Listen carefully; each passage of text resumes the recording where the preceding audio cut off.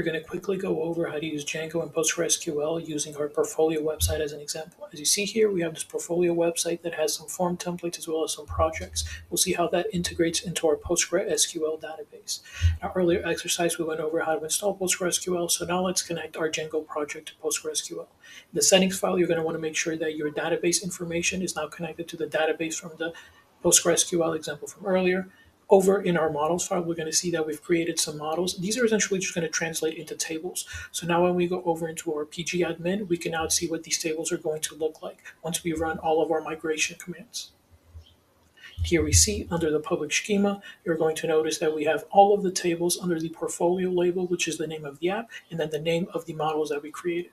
So now let's see what happens when we submit a form into the Django admin and how that translates into the information that we had before, which we could see here right now. For our form that we've created, this is the only input that we had. Now let's go over once we do submit the form and all of that gets processed, how that translates into our database.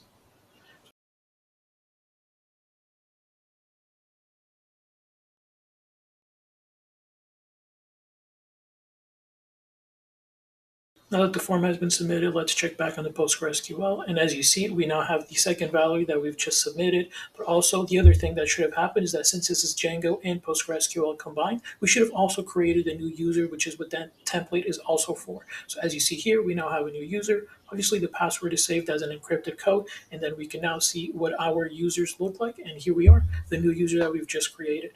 That is PostgreSQL with Django for you, everyone. Thank you for joining.